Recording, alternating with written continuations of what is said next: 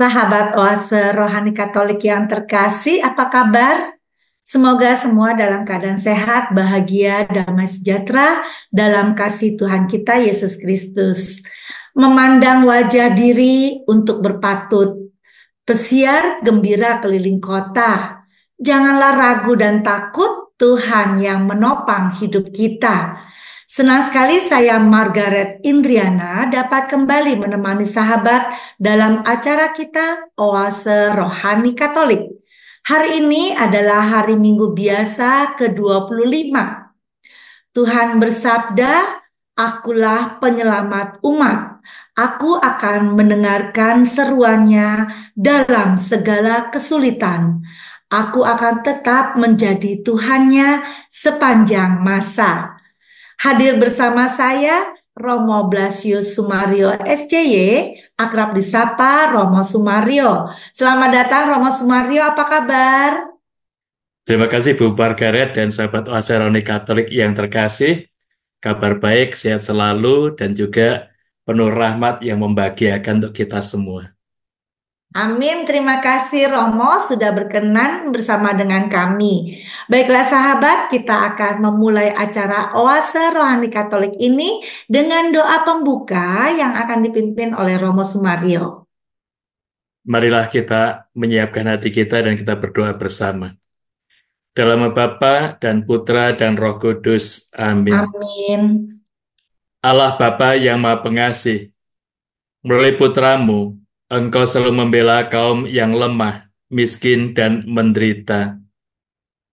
Kami mohon semoga semangat belas kasih putramu itu senantiasa menjiwai kami, sehingga kami pun berani memihak dan memberikan pertolongan kepada saudara-saudari kami yang lemah, miskin, dan menderita. Sebab dialah Tuhan pengantara kami yang bersama dengan Dikau dalam persekutuan Roh Kudus, hidup dan berkuasa Allah sepanjang segala masa. Amin. Dalam Dalam Bapa dan Putra dan Roh Kudus. Amin. Amin. Sahabat Oase Rohani Katolik yang terkasih, pada kesempatan ini saya akan membacakan bacaan dari Kitab Kebijaksanaan bab 2 ayat 12 dilanjutkan ayat 17 sampai ayat 20. Orang-orang fasik berkata satu sama lain, "Marilah kita menghadang orang yang baik, sebab bagi kita ia menjadi gangguan serta menentang pekerjaan kita. Pelanggaran-pelanggaran hukum dituduhkannya kepada kita, dan kepada kita dipersalahkannya dosa-dosa terhadap pendidikan kita.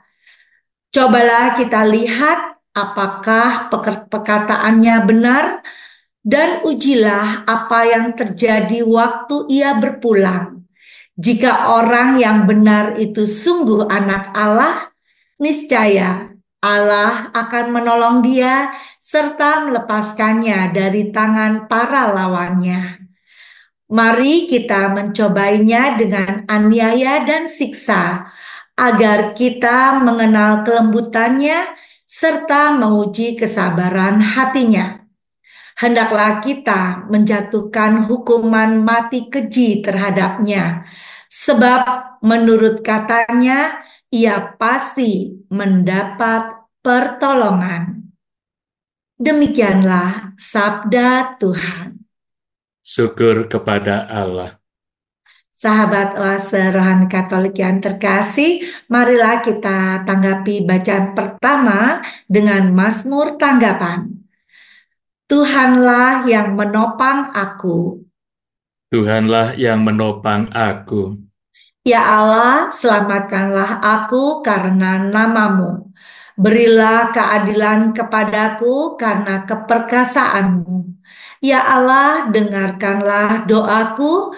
Berilah telinga kepada ucapan mulutku. Tuhanlah yang menopang aku. Sebab orang-orang yang angkuh bangkit menyerang aku. Orang-orang yang sombong ingin mencabut nyawaku. Mereka tidak mempedulikan Allah. Tuhanlah yang menopang aku. Sesungguhnya Allah adalah penolongku. Tuhanlah yang menopang aku. Dengan rela hati, aku akan mempersatukan kurban kepadamu. Aku akan bersyukur sebab baiklah namamu, ya Tuhan. Tuhanlah yang menopang aku. Sahabat Oase Rohani Katolik yang terkasih, kita lanjutkan dengan bacaan kedua dari surat Rasul Yakobus bab 3 ayat 16 sampai bab 4 ayat 3. Saudara-saudara yang terkasih, di mana ada iri hati dan mementingkan diri sendiri, di situ ada kekacauan. Selanjutnya, pendamai, peramah, penurut, penuh belas kasihan, dan buah-buah yang baik, tidak memihak dan tidak munafik. Dan buah yang terdiri dari kebenaran itu ditaburkan dalam damai untuk mereka yang mengadakan damai. Dari manakah datangnya sengketa dan pertengkaran di antara kamu? Bukankah dari hawa nafsumu yang saling bergulat di dalam dirimu? Kamu mengingini sesuatu, tetapi tidak memperolehnya, lalu kamu membunuh. Kamu iri hati, tetapi tidak mencapai tujuan, lalu kamu bertengkar dan berkelahi. Kamu tidak memperoleh apa-apa karena kamu tidak berdoa. Atau kamu berdoa juga, tetapi kamu tidak menerima apa-apa karena kamu salah berdoa. Sebab yang kamu minta akan kamu gunakan untuk memuaskan hawa nafsu. Demikianlah sabda Tuhan. Syukur kepada Allah.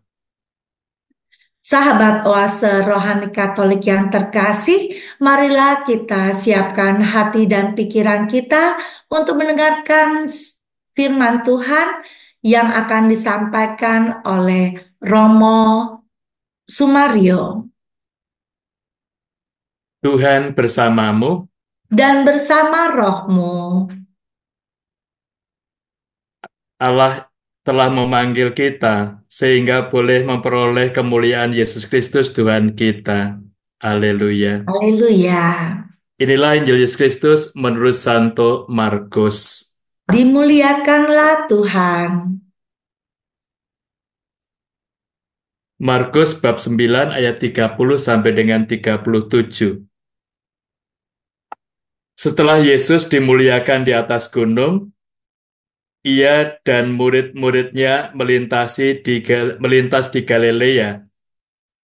Yesus tidak mau hal itu diketahui orang, sebab ia sedang mengajar murid-muridnya. Ia berkata kepada mereka, Anak manusia akan diserahkan ke dalam tangan manusia, dan mereka akan dibunuh, dan ia akan dibunuh. Tetapi 3 hari setelah dibunuh, ia akan bangkit. Mereka tidak mengerti perkataan itu, namun segan menanyakannya kepada Yesus. Kemudian tibalah Yesus dan murid-muridnya di Kapernaum. Ketika sudah di rumah, Yesus bertanya kepada para murid itu, "Apa yang kamu perbincangkan tadi di jalan?" Tetapi mereka diam saja. Tetapi di tengah jalan tadi, mereka mempertengkarkan siapa yang terbesar di antara mereka. Lalu Yesus duduk dan memanggil ke-12 murid itu. Katanya kepada mereka, "Jika seorang ingin menjadi yang terdahulu, hendaklah ia menjadi yang terakhir dari semuanya dan menjadi pelayan bagi semuanya." Yesus selalu mengambil seorang anak kecil ke tengah-tengah mereka. Kemudian ia memeluk anak itu dan berkata kepada mereka, "Barang siapa menerima seorang anak seperti ini demi namaku, ia menerima aku. Dan barang siapa menerima aku, sebenarnya bukan aku yang mereka terima, melainkan Dia yang mengutus aku." Demikianlah sabda Tuhan. Terpujilah Kristus. Sahabat Oase Rohani Katolik yang terkasih, marilah kita mendengarkan inspirasi yang akan disampaikan oleh Romo Sumario. Romo, dari bacaan kedua, itu sifat manusia iri hati itu sebenarnya kan tidak boleh, Romo. Lalu dampak apa dari iri hati itu, Romo, dan bagaimana supaya kita sebagai manusia tidak timbul rasa iri hati, Romo? Terima kasih Bu Margaret dan sahabat Oase Rohani Katolik yang terkasih. Kita semakin disadarkan bahwa iman tanpa perbuatan pada hakikatnya adalah mati. Kemudian perbuatan itu yang nampak dan iman itu akan selalu mengubah kehidupan setiap orang, termasuk mengubah kehidupan kita sendiri. Maka dari Warta Keselamatan hari ini kita sungguh bergembira, bersyukur, disadarkan bahwa cinta diri, egoisme itu yang menjadi penyebab dari perpecahan, perselisihan, percekcokan yang ada di antara kita. Sehingga kalau kita hanya memikirkan diri sendiri, itu jelas yang akan terjadi adalah orang lain itu kita anggap sebagai saingan atau musuh. Itu yang sering kita lihat, kita perhatikan. Kemudian kalau kita cinta diri itu menganggap diri kita yang paling baik, paling berhasil, egoisme, akhirnya juga kita meremehkan orang lain. Namun anehnya dalam hidup kita, kalau ada orang lain yang berhasil tuh kita langsung iri. Lalu dari iri itu biasa yang juga muncul rasa benci. Kan ini sungguh ironis. Sebenarnya kalau kita lihat orang lain berhasil, kita bergembira, bersyukur. Karena teman kita itu gembira. Namun faktanya yang sering terjadi kita dengan iri itu justru memusuhi orang-orang yang berhasil. Kemudian juga ada upaya bagi kita sendiri, dari kita sendiri untuk membuat supaya dia tidak berhasil lagi. Karena itu juga ada aneka macam, misalnya cerita-cerita hoax tentang pribadi itu maksudnya untuk menjatuhkan. Atau juga supaya kerjasama yang baik yang terjadi di tengah masyarakat itu hancur karena dengan berita-berita yang kurang baik. Ini sebenarnya yang kita sadari, kita perhatikan dalam dinamika kehidupan kita, maka sungguh egoisme itu akan selalu memunculkan iri hati, dan iri hati itu akan menghancurkan persahabatan dan kehidupan yang sudah berjalan dengan baik pada saat ini. Akhirnya juga kita tidak akan percaya pada orang lain dan juga tidak akan dipercaya oleh teman-teman kita. Ini efek dari egoisme kalau tidak kita sadari dengan baik, itu justru akan membuat kita sendiri merasakan orang lain sebagai saingan. Padahal Tuhan memberikan teman-teman yang baik itu sebagai sahabat untuk saling menolong, saling membantu. Itu yang terjadi dalam dinamika kehidupan kita. Lalu yang juga bisa kita pahami dalam dinamika hidup iman itu, bahwa yang utama dan pertama kita diajak untuk membuka diri kita. Maka dalam kitab kebijaksanaan tadi cukup jelas juga membantu kita bahwa orang-orang yang iri, orang-orang yang fasik itu melihat orang-orang yang baik itu sebagai eh, musuh, sebagai penghambat akan pekerjaan-pekerjaan. Sebenarnya mereka juga sudah menyadari bahwa orang yang baik itu melakukan segalanya itu menurut aturan yang ada. Dan mereka melakukan sesuatu yang tidak menurut aturan. Karena itu juga mereka sadar bahwa sebenarnya secara hukum mereka itu sendiri salah. Tetapi justru mereka menghimpun kekuatan dari teman-teman tadi, marilah kita mencelakakan orang-orang baik itu. Nah, ini sesuatu yang akhirnya kontradiksi dalam hidup kita, bahwa kita sendiri dipanggil oleh Tuhan berkembang menuju pada kesempurnaan. Dan kalau kita bisa sempurna, itu kita selalu berbuat baik untuk orang lain.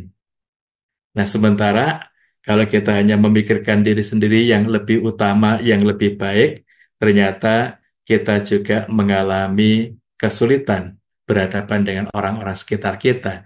Ini yang membuat kerjasama itu terhambat, akhirnya menjadi seperti bonsai, berjalan di tempat, tidak banyak kemajuan, karena kita tidak percaya dengan orang sekitar kita. Dan kita berusaha untuk menghambat orang yang maju di dalam pemikiran, dalam usaha, dan juga dalam karya-karya. Ini yang sering terjadi, yang sering kita alami di dalam kehidupan ini. Oleh karena itu, melalui situasi semacam ini, Yakobus dalam surat bacaan kedua tadi mengadakan suatu refleksi bagi kita semua. Kita diajak untuk membenahi diri kita, bahwa kita semua itu sebenarnya diharapkan membuka hati untuk menerima rahmat yang murni, hikmat dari Allah, yang buahnya adalah damai, sukacita, dan kebahagiaan. Ini yang kita sadari, kita perhatikan dalam dinamika hidup kita, sehingga Tuhan itu sungguh memberikan kegembiraan, kebahagiaan dalam pribadi kita, dan kita diajak untuk menjadi pribadi yang sungguh pembawa damai, peramah, penurut, dan berbelas kasih. Itu sungguh luar biasa dari pengalaman Yakobus ini untuk kehidupan kita. Dia menolong kita, membantu kita, mengarahkan hati kita, hidup kita menjadi orang yang benar, orang yang baik.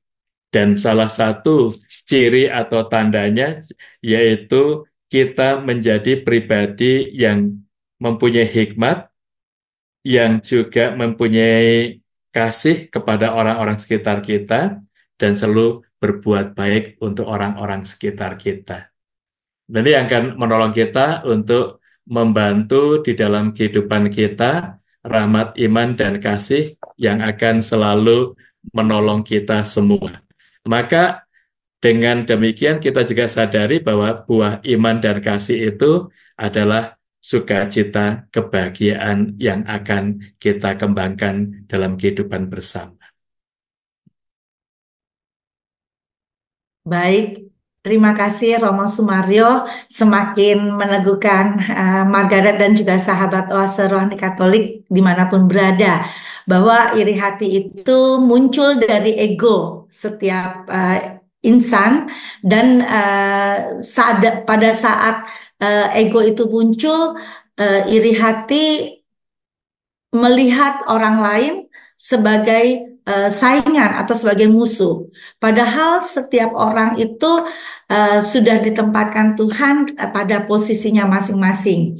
Mungkin di dalam pekerjaan terkadang ada kompetisi satu dengan yang lain, ataupun di dalam masyarakat melihat misalnya tetangganya memiliki suatu benda apa, satunya merasa iri dan seterusnya. Lalu dari hal-hal yang konkret itu mungkin Romo bisa memberikan kiat-kiat agar ego kita semakin ditekan sehingga iri hati itu juga tidak muncul, dan lagi akhirnya tadi yang Romo sampaikan, setiap insan berpikir memberikan hal-hal yang baik untuk sesamanya, Romo. Terima kasih Ibu Margaret dan sahabat Oase Rohani Katolik yang terkasih. Kita sadar bahwa hidup kita itu akan sangat berkembang dengan baik kalau kita mampu untuk menerima orang lain sebagai sahabat.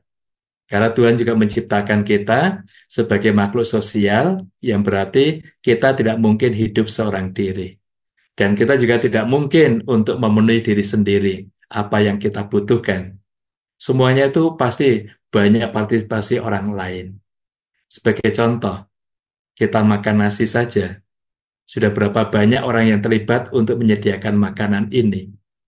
Para petani yang menanam, pedagang, kemudian juga banyak orang yang sudah terlibat di dalam proses untuk mendapatkan makanan. Jadi tanda nyata konkret bahwa kita itu nggak bisa menciptakan nasi itu dari kita sendiri. Sangat tergantung dari orang lain. Nah, itu bisa kita miliki karena kita juga bisa menerima kelebihan orang lain dan juga bisa bekerja sama dengan orang lain.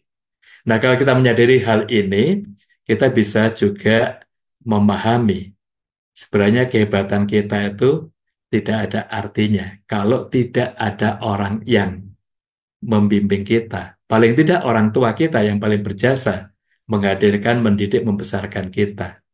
Teman-teman dalam permainan itu juga membentuk pribadi kita. Para guru dan dosen itu pribadi yang sungguh terlibat dalam hidup kita. Nah, itu kalau kita sadari, kita menjadi rendah hati.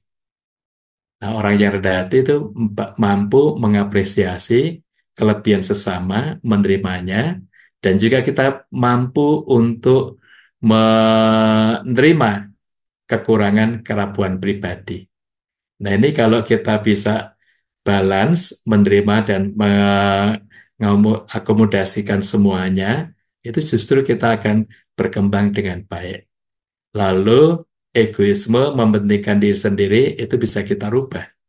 Karena kita bisa seperti ini, banyak orang yang terlibat, dan sekarang dengan apa yang kita miliki dari Tuhan, kita diajak untuk menolong sesama kita. Ini yang akhirnya sungguh hidup kita ini akan bermakna menjadi saluran berkat dan rahmat dari Tuhan untuk orang-orang sekitar kita. Nah, itu semua bisa terjadi kalau kita bisa mengatasi egoisme, lalu juga kita bisa memberikan hati untuk sesama kita. Nah, itu sebenarnya yang juga selaras dengan apa yang dicanangkan dalam keuskupan kita pada tahun ini, subsidiaritas dan solidaritas. Itu sebenarnya kita diajak untuk menghidupi apa yang ada bersama-sama, melihat permasalahan yang ada, dan kita bersama-sama saling menolong, saling membantu untuk mengatasi permasalahan yang kita hadapi. Dari situ sebenarnya subsidiaritas dan solidaritas itu tanda dan upaya kita bersama untuk mengurangi cinta diri dan kita lebih peduli pada orang lain. Dan ternyata kalau kita peduli pada orang lain, banyak orang yang juga peduli untuk kita semua. Ini sangat konkret di dalam kehidupan. Kalau kita sungguh melepaskan egoisme, memikirkan orang lain, membantu banyak orang lain. Salah satu tanda yang konkret, kita sering berdoa untuk saudara-saudara kita yang meninggal dan disemayamkan di rumah duka. Kita bisa melihat, kalau selama hidupnya membuka diri membantu banyak orang, saat dia meninggal banyak yang kumpul berdoa. Tetapi kalau kita tidak punya perhatian pada orang lain, waktu meninggal mungkin hanya anggota keluarga kita, beberapa orang saja yang kumpul dan berdoa. Ini sebenarnya di sini yang juga bisa kita sadari, ternyata kalau kita memperhatikan orang lain, menolong orang lain, semakin banyak orang juga memperhatikan, menolong kita. Inilah sebenarnya makna dari ungkapan Yakobus pada hari ini. Kita diajak untuk sungguh membuka hati bagi orang-orang sekitar kita. Tadi ungkapan cukup jelas, kita diajak untuk berbelas kasih dan memperhatikan orang lain. Buahnya sungguh sukacita, dan kita sendiri tidak lagi memikirkan diri sendiri saja, tapi justru kita bersama dengan orang lain untuk menciptakan kesejahteraan bersama, kegembiraan, kebahagiaan di dalam hidup bersama ini. Baik Romo, terima kasih yang sudah menyadarkan Margaret dan juga sahabat Oase Rohani Katolik dimanapun berada bahwa kita perlu membuka diri terhadap orang lain sehingga tidak hanya memikirkan diri kita sendiri dan tentunya banyak orang di sekitar kita yang ingin berbuat baik. Dan seperti halnya satu tubuh banyak anggota, demikian pula juga kita dengan peranan kita masing-masing, kita bisa saling membantu satu dengan yang lain. Dan kita sungguh bangga di Keuskupan Agung Jakarta, gerakan yang dilakukan adalah solidaritas dan juga subsidiaritas, sehingga mengajak setiap orang untuk peka melihat kesulitan atau peduli terhadap sesama kita yang membutuhkan pertolongan kita. Baiklah sahabat Oase Rohani Katolik yang terkasih, kita sudahi dulu di sesi yang pertama ini, kita akan lanjutkan pada sesi yang berikutnya.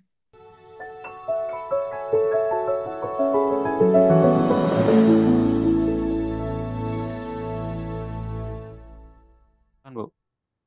Sahabat Oase Rohani Katolik yang terkasih, masih bersama kami Romo Sumario dan Margaret.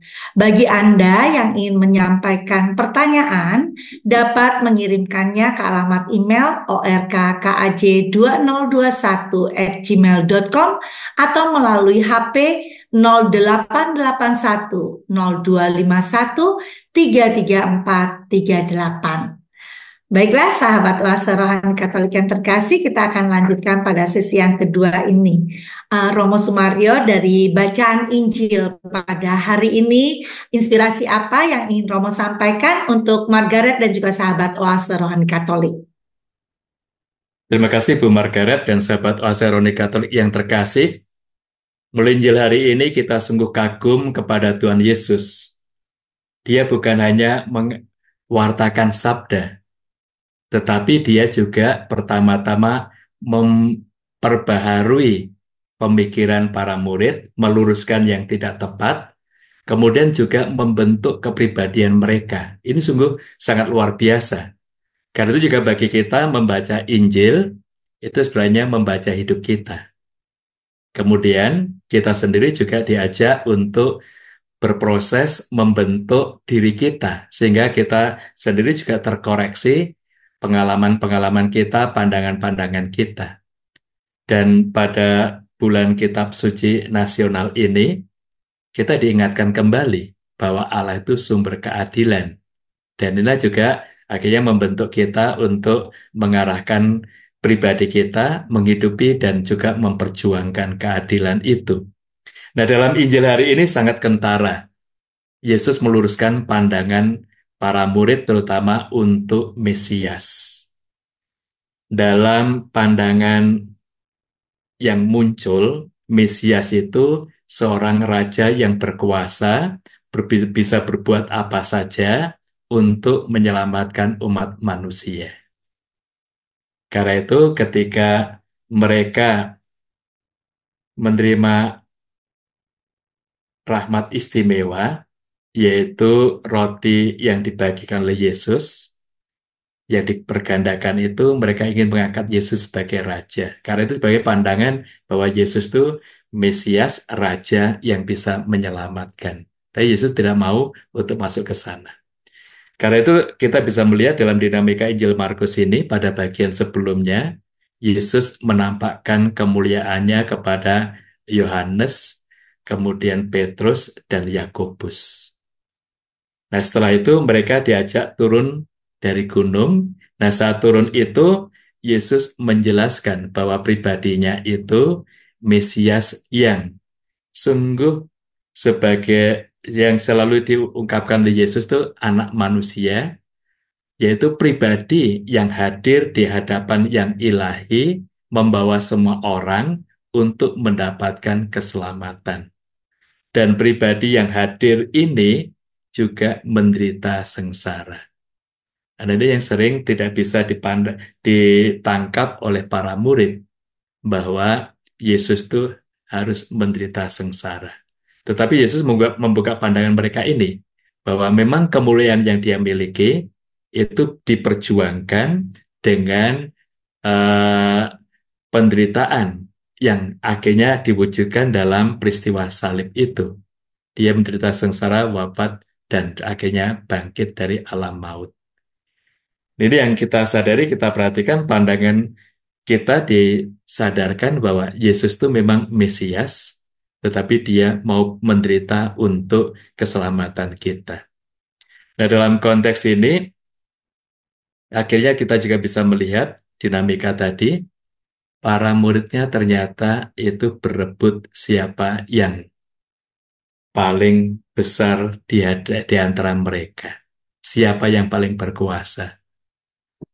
Nah, kembali kalau ini yang terjadi, itu kita akan menjadi pribadi yang ego ya. Karena melihat pribadi kita yang paling baik, yang paling berkuasa. Dan dengan demikian akhirnya juga mereka saling merebutkan siapa yang paling berkuasa itu. Nah, Yesus membentuk pribadi mereka.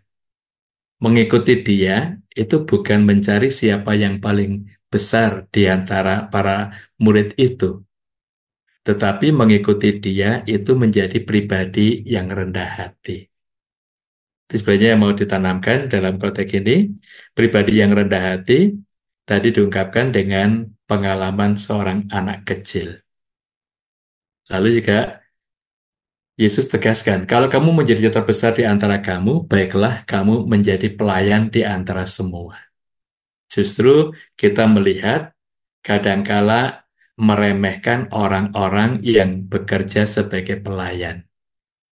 Itu dalam strata sosial dipandang lebih rendah dibanding yang lain. Tapi justru disitulah kita bisa melihat bahwa mereka ini melayani dengan penuh kasih. Justru itu yang terbesar bagi masyarakat. Nah, ini kita juga bisa melihat, bisa memahami dalam konteks keluarga, beberapa keluarga mempunyai eh, pribadi orang-orang yang bekerja untuk keluarga itu. Lalu dalam konteks ini biasanya sikapnya kepada mereka itu banyak yang meremehkan. Padahal kalau mereka tidak bekerja, keluarga itu sangat tergantung dan banyak hal yang tidak bisa mereka kerjakan. Ini banyak yang kita sadari, mereka yang bekerja di rumah tangga itu pun sebenarnya terbesar di antara keluarga itu. Karena tanpa mereka, keluarga itu nggak bisa melaksanakan tugas-tugas hariannya itu. Nah, ini sebenarnya yang juga mau ditanamkan kepada Yesus, kepada kita oleh Tuhan Yesus itu, kita diajak untuk saling melayani. Lah, kalau kita melayani orang lain, kita menjadi besar di antara mereka, memberikan rahmat dari Tuhan untuk keluarga dan untuk masyarakat ini. Ini yang mentalitas yang dirubah oleh Tuhan Yesus dalam pengajaran ini. Bukan lagi kita minta untuk orang lain datang melayani kita, justru kita melayani mereka. Seperti diungkapkan oleh Yesus pada bagian yang lain, bahwa dia datang bukan untuk dilayani, tetapi dia datang untuk melayani. Itu mentalitas yang sungguh ingin ditanam oleh Tuhan Yesus dalam pribadi kita, dan karena itu kita juga diajak untuk sungguh saling melayani. Nah, sebenarnya Yesus mengalihkan pemikiran para murid dari memikirkan diri siapa yang terbesar, sekarang ternyata orang yang terbesar itu adalah orang yang mampu memperhatikan sesamanya, mampu melayani sesamanya itu. Jadi yang kita lihat pribadi semacam ini akan besar di hadapan Tuhan. Baik Romo, terima kasih. Dan sungguh luar biasa bacaan Injil pada hari ini mengingatkan kita bahwa untuk menjadi yang terbesar itu harus bisa memperhatikan sesama kita, melayani sesama kita yang membutuhkan. Padahal kalau tadi yang Romo sampaikan, kalau pelayan biasanya orang suka memandang remeh gitu ya Romo. Tetapi Hmm. ternyata mental yang diterapkan oleh Tuhan Yesus adalah orang yang terbesar adalah orang yang mampu melayani sesamanya, apalagi dengan tulus dan ikhlas. Baiklah Romo, mungkin Romo bisa memberikan benang merah dari bacaan hari ini dengan bacaan Injil Romo. Terima kasih Bu Margaret, sahabat Oasaroni Katolik yang terkasih. Dari bacaan-bacaan hari ini nampak jelas bagi kita yang pertama bahwa egoisme itu harus kita berantas. Dan caranya kita menjadi rendah hati di hadapan sesama. Kita juga bisa melihat bahwa Allah itu memberikan karunia kepada setiap pribadi itu berbeda. Supaya kita saling melengkapi, saling melayani, dan saling memberikan kekuatan dalam hidup kita. Yang kedua, kedudukan itu bukan membuat kita ini besar di hadapan sesama. Tapi justru sikap kita mau melayani orang lain itu yang membuat kita besar di hadapan Tuhan. Lalu yang juga bisa kita pahami, kalau kita melayani siapapun, itu perlu kita sadari yang kita layani bukan hanya pribadi itu, tetapi Allah yang juga hadir di hadapan mereka ini. Seperti kita perhatikan dalam eh, Matius 25 ayat 40. Segala sesuatu yang kamu lakukan untuk saudara-saudaraku yang paling hina ini, kamu lakukan untuk aku. Maka ini kita juga bisa melihat kalau kita melayani kasih Tuhan itu, akhirnya kita juga bisa paham bahwa yang kita layani adalah sesama dan Tuhan yang hadir bersama dengan mereka ini. Itu yang menolong kita, membuat kita hidup semakin berkembang dan juga mendatangkan berkat dan rahmat. Lalu juga kita diajak untuk tidak meremehkan orang lain, termasuk anak kecil. Tapi justru kita hadir bersama dengan semua orang sebagai saudara, dan karena itulah akhirnya juga yang kita terima adalah Tuhan yang ada bersama dengan sesama kita ini. Kita sadar bahwa setiap pribadi itu mendapatkan Roh Kudus, Tuhan hadir pada pribadi mereka, maka kita diajak untuk tidak meremehkan seorang pun di antara kita, dan justru diajak untuk berkembang di dalam kasih dan melayani mereka. Karena itu juga iman dan hati kita akan semakin tumbuh dan berkembang bersama-sama. Baik, terima kasih Romo atas inspirasi dan juga renungan rohani yang bisa kita dengarkan. Dan kita akan akhiri acara Oase Rohani Katolik ini. Mohon doa penutup dan berkat dari Romo Sumario. Marilah kita berdoa. Dalam Bapa dan Putra dan Roh Kudus. Amin. Amin. Allah Bapa yang penuh kasih, kami bersyukur atas pengalaman cinta kasih dan sabdamu pada hari ini.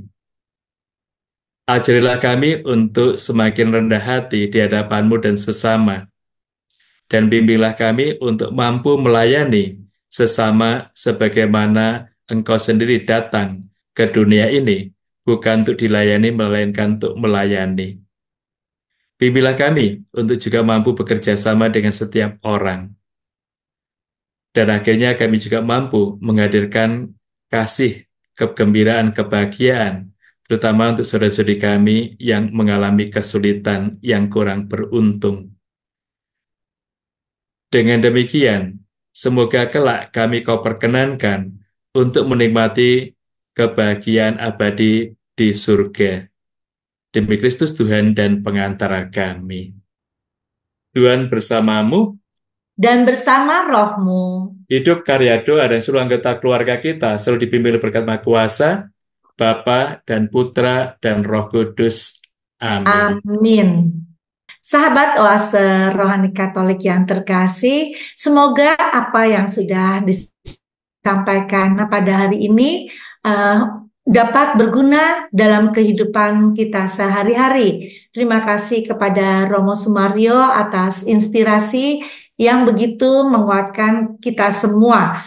Sahabat Oase Rohani Katolik yang terkasih, Romo Blasius Sumario SCY dan Margaret Indriana Mohon undur diri dari ruang dengar Anda dan kabar sukacita yang sudah kita dapatkan hari ini dapat kita bagikan dan wartakan kepada sesama kita dalam tingkah laku dan perbuatan kita. Pergi ke pasar, membeli kemiri. Tidaklah lupa membawa kain. Sambutlah Tuhan dalam diri, jadilah pelayan satu sama lain. Salam damai, Tuhan memberkati.